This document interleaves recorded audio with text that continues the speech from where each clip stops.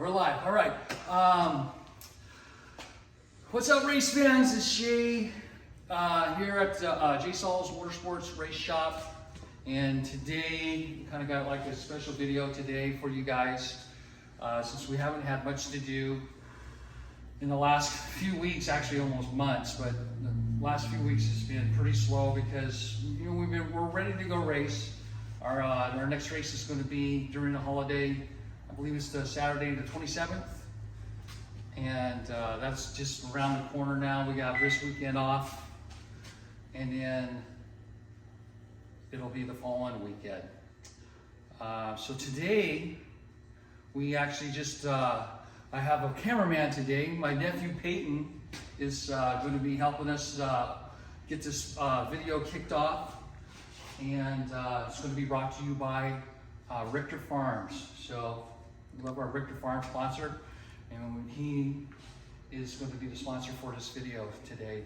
So we're going to knock this off. We're going to, what we're going to do is we just left Art Davidson's machine shop and picked up some of the parts for our next motor.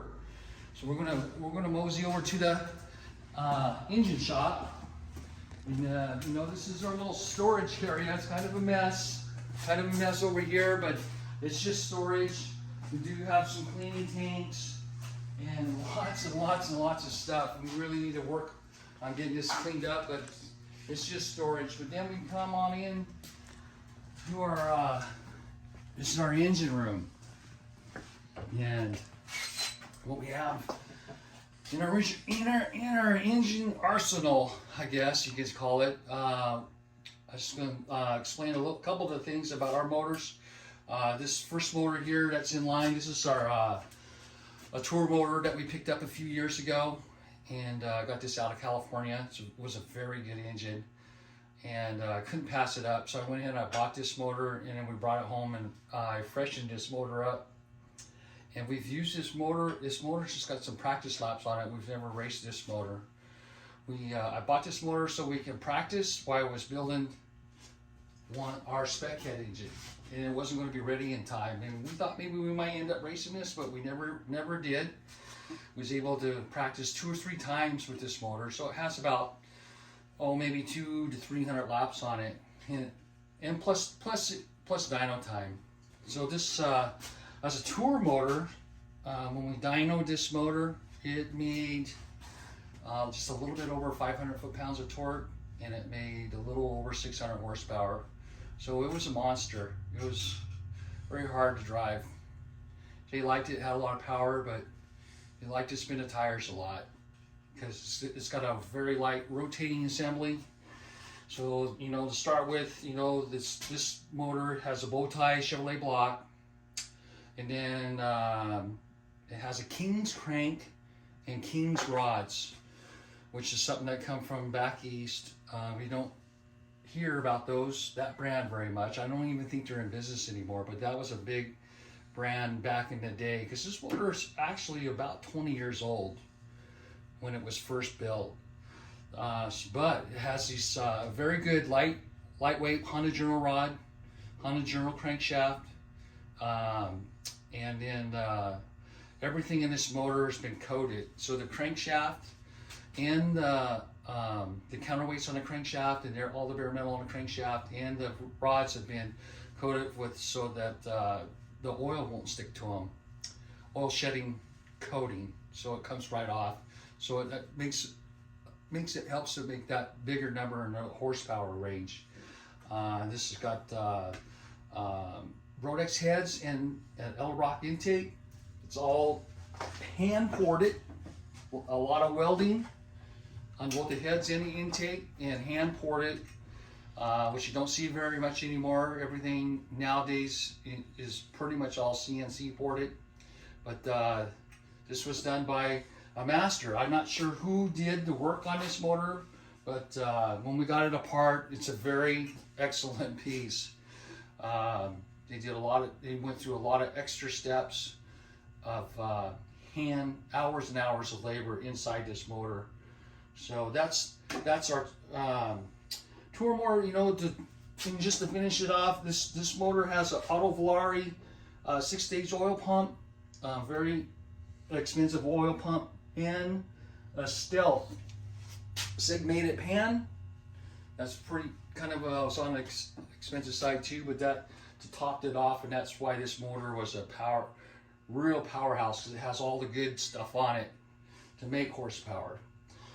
So that being said, this motor, we've been saving it. With, you know, if we have a problem with any of our engines, this motor's pretty much ready to just put back in the car and go race if we want to. So we're saving that one. We're saving this one. And you know, it doesn't have, these are just valve covers on it to protect.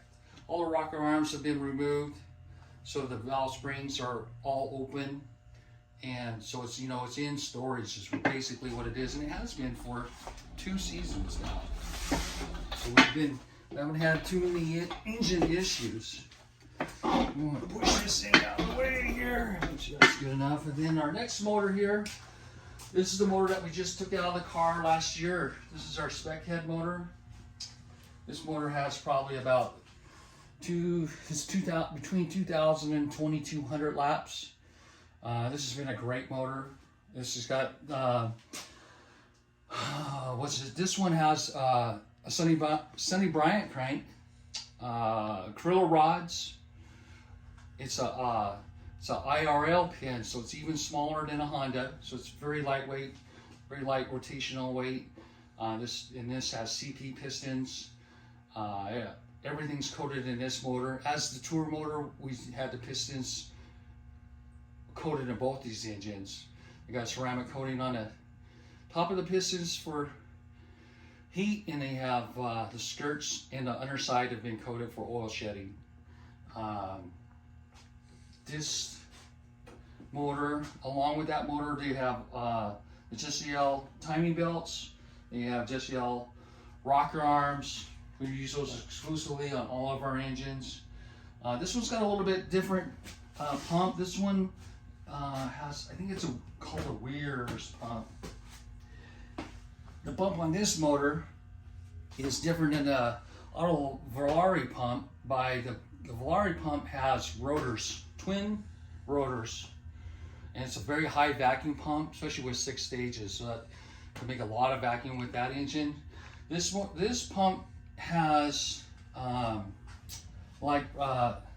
has a standard oil pump, gear-driven oil pump, but then it has like on a blower, what do you call those? Twist or screw. It's got screw type scavenge pumps in it, so they're like screws, like a blower on a blower motor, but with just in a very smaller design, which they work very well. They have very leakage in them, so they make good vacuum also. This is a 5-stage pump, so it's 1 stage less than the tour motor.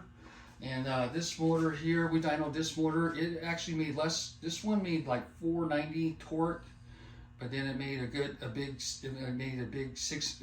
more horsepower than the tour motor did.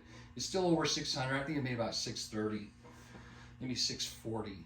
I can't remember, but it was up there. It was up there a little bit more than that tour motor. This one here, this has got the valve covers that we run on it. They're all oiled for the valve springs. You got oilers in them.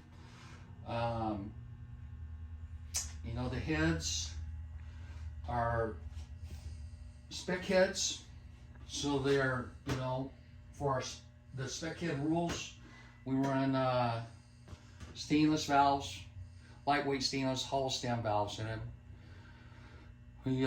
We've used a lot of titanium valves, but I've broken so many titanium valves, it's too expensive for us, because it just damages too many parts when that happens. So we've, in the last, every one of these motors, except for that tour motor. The tour motor has a Del West titanium intake valve, and it has it's an Inconel exhaust valve, hollow stem. So in comparison to weight, they weigh pretty similar.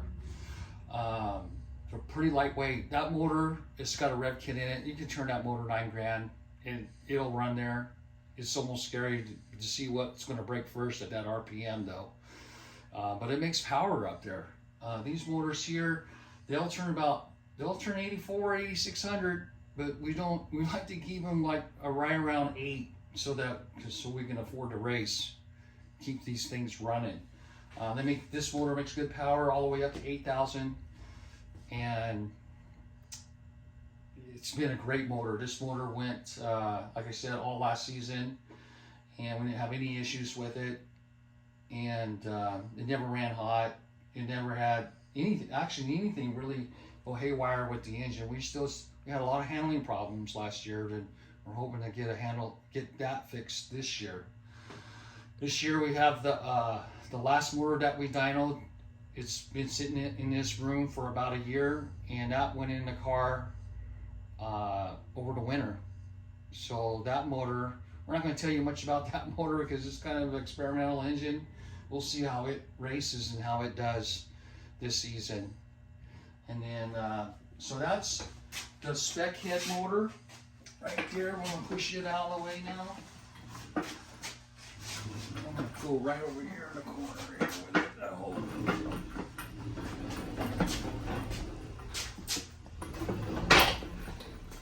There we go. And then here's going to be our new engine. This will probably be another year before this one gets done, but this is going to sell stainless steel pan. It's kind of on the heavy side, but it's a really nice pan. It's a 4-stage pan. It's semi-segmented. We're going to leave this one open. I don't have the pieces for the inside of it. I got this pan off of eBay, but it's a very nice pan, but I was disappointed with the weight. So I don't know if I'll use this pan or not. Might use one of the other pans, other styles that I've been using, like the Moroso, or had a couple other ones. So I might buy a new pan for this engine, just because of how much that pan weighs. I mean, it's tough, that's for sure. So then this block here, it's very nice. This block has been cleaned up on the bottom side, been narrowed up on the side so that the oil scavenges right to the pickups. Of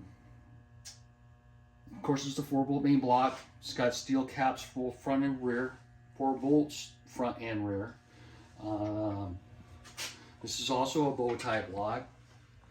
This has had the lifter bores have been bored out and sleeved, so it runs the 4 diameter lifter. And this one has we can put, if we use Babbitt bearings, we can put a 55 millimeter camshaft in this motor, or roller bearings like these, which we use a lot. I got a 50. This is a 50 millimeter camshaft with a roller cam, or roller bearings for the camshaft. So we'll probably run that 50 millimeter cam, even though it's a little bit smaller. I kind of like the roller bearing. You know, there's horsepower there, and it eliminates all that oil from those Babbitt bearings. It just runs down into the motor and it robs horsepower. Where that roller bearings, only thing that oils those is the oil mist that's left over in the engine. So there's a lot of horsepower to gain there. So this block has all been honed, decked, and what do we have for this one here? Let's see if I can get these down here.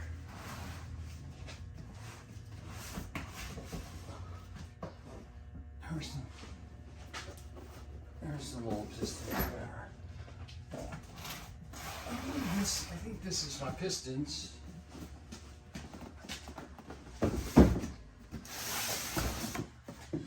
Yeah, pistons, rings. This is going to be a flat top piston motor. These got a very durable piston. Had these custom made from CP with, and they got DLC coated pins. So they're very nice. And I got the rod bearings are in here. Got the O-rings are in here.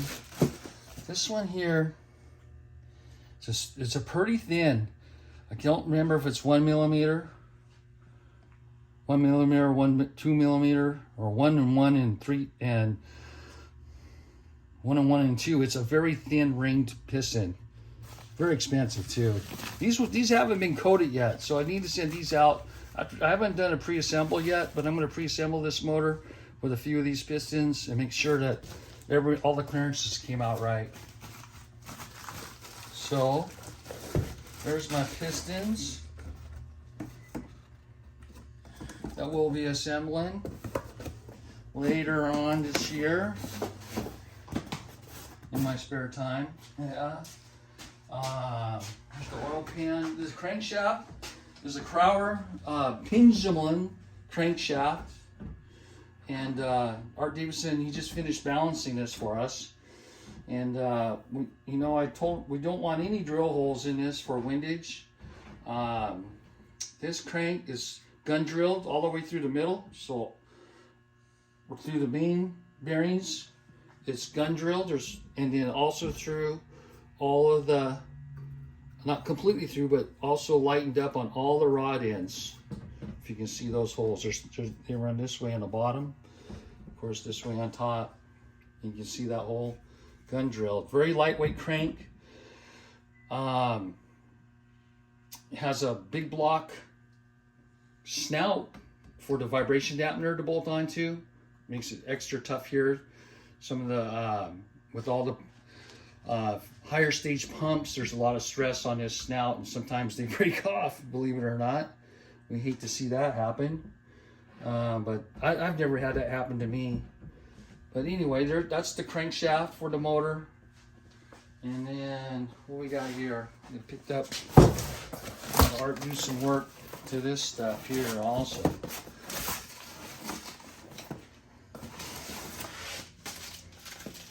See what we got. I think in here, I think I have one of the pins. I do.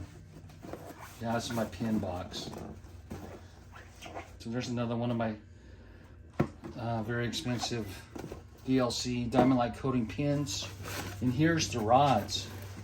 So the rods, I mean, this is an Eagle rod. It's a very cheap rod. But what's different about this rod, the reason I picked this rod for a specific reason.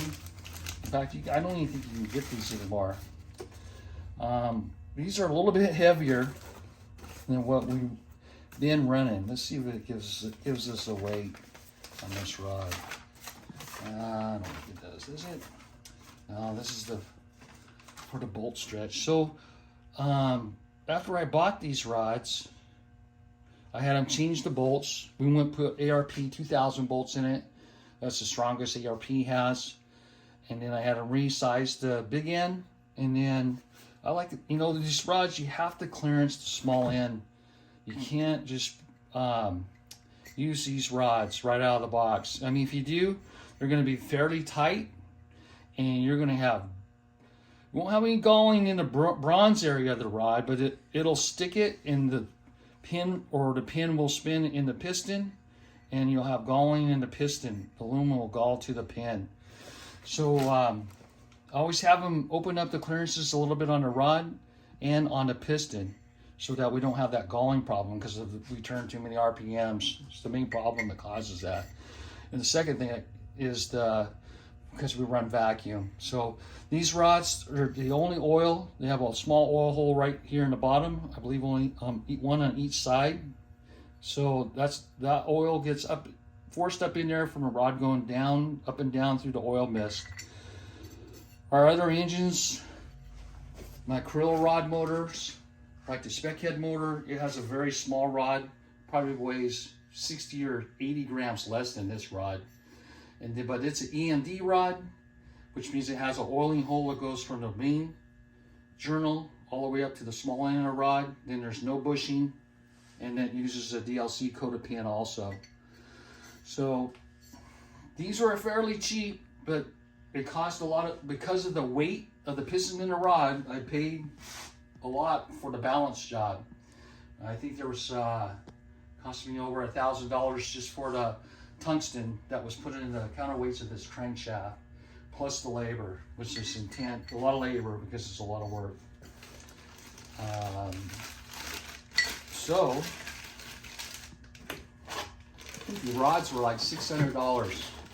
Probably paid another $200 to $250 to Art to finish up the machine work, get them sized up to the specs that I wanted them at. And then, so got like almost, let's see, 8, 9 tacks, almost $1,000 just in those rods by the time you get them all ready. And almost a couple more thousand in the balance job. So it still ended up being expensive, but it's still way cheaper than a set of EMD oiling krill rods, which is right around $4,000 plus for a set of those, just for the rods. And we were still spending a lot of money balancing the crankshafts. This particular crankshaft here is a pendulum, which is just what it says it is. It moves the weight in closer to the center. So this, even though it has a lot of weight added to it, it's close to the center, so it's still going to rev pretty quick, even though we have some heavier parts in it. So that's a good thing. The Sonny Bryant crank in the spec head motor, it's got what's called a cathedral crankshaft in it. So the counterweights are larger in diameter, but as they are thicker in the middle, and then when they come down to the edge, they come down and they get really thin. Where this is really fat. The Sonny Bryant crank is very thin. It's only, I mean, it narrows right down to like 1/8 of an inch, but it's a larger diameter, and then there's no, this catches oil, flings it around because it's not smooth. Or that Sonny Bryant crank is completely smooth, so the oil sheds right off of it. Those are power makers. This is a tough old crankshaft right here. It's been in a few of our motors. In fact, this was in our original. This crankshaft came out of our original Wagner engine that we ran in the Tour. It was a 9-to-1 motor. And it had a set of Crowler rods with it. It was a flat top piston motor, also very lightweight. We've had very good luck with this crankshaft. Before I had all this work done to it, got Magnaflux, so make sure it didn't have any cracks in it. And it's probably got way too many cycles on it, but we're going to run it until it breaks. And hopefully it'll run for a long time. So anyway, so that's our combination for this new motor. It's going to be Crowler, Eagle, CP pistons. I can't remember the brand. Does it tell us on here? Oh, CV products for the pins. Very good stuff for this engine. And I have all the bearings all ready to go. So this motor, I haven't pre-assembled this motor with this assembly yet. So that'll be one of the first things that we'll do is we'll be putting this, just doing a quick pre-assemble, a couple bearings, get the crank in there, get a piston with this rod bearing and get it in there and kind of check our deck heights, make sure that those came out as we had planned. I'm pretty sure they're going to be fine, but we want to reassemble and check those clearances on both sides and make sure that's all good, because now will be the time to straighten it out if it's not correct. But I'm hoping that that's going to be good. So then we get over here, and here's our spec heads for this motor.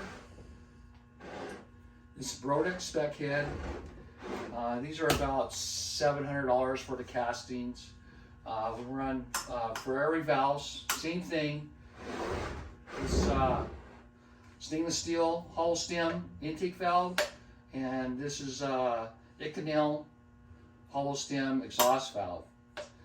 These are a little bit on the heavy side, but I'm planning on just not turning this motor $9,000. I don't even plan on turning this motor $8,000. Probably like in the 7,200 to 7,500 range.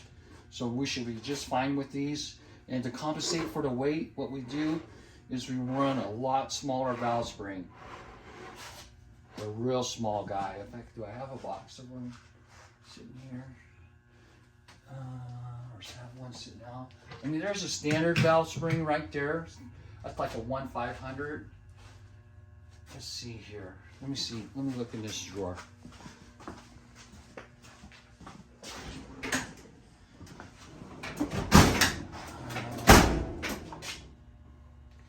Yeah, there's another one.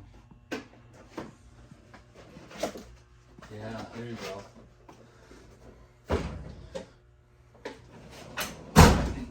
Here's a comparison. So that's a, yeah, these are 1.5 inch diameter double spring. This is a they're both PSI springs. This is a polished one. This is a very expensive polished spring. This is more like a drag race spring. This is actually a double spring with a dampener in it. Don't use those much anymore. I don't even know why I have it out here, but there's one of those. Mostly we use all the high cost PSI springs, performance springs, performance from the start to the finish. I've had excellent luck with these springs. To compensate for the weight, we go to a smaller valve spring, much smaller, and with very small steel. We actually use a steel retainer, but it's lighter than titanium. Very small steel with titanium locks. So this is how we get away. This is how we're able to run stainless. It's because we downsized the weight in the spring to where we were actually matching or even getting lower than what we used to do with a titanium valve motor. Titanium valve motors were all running this. Now we run this. Now you can run the titanium valves and this and go and get your RPMs up to 10,000 by putting these springs on a titanium valve engine. That's easy because of the lighter the weight, the more you can spin it without and control the valve.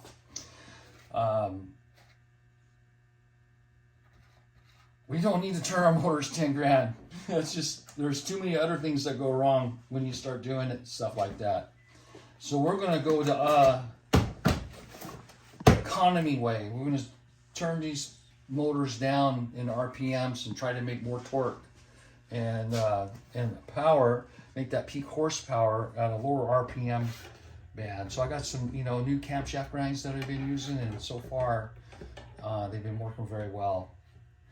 So that's just kind of a little tutorial on that. These heads are ground and all ready to go. Got the valve springs for that motor all ready.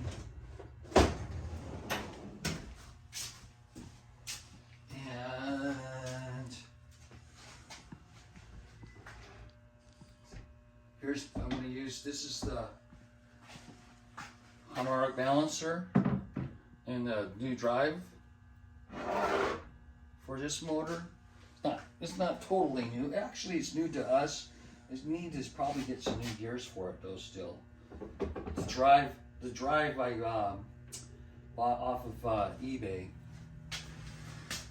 So I can try to get as many of those built as I can. I think I got 2 of them now, and I do have 2 of them. I've been swapping them on engine after engine. I think there was one. Was there one on this motor? Oh, yeah, I got another drive around here somewhere. But anyway, that's what we're gonna do these videos. I don't know, whenever I get a chance to come out and work on this engine, and we'll let you follow along on this engine build all the way through the dyno session until we actually get it in the car. And that may take, like I said, it's probably going to take a year at least, because I have to work and race first.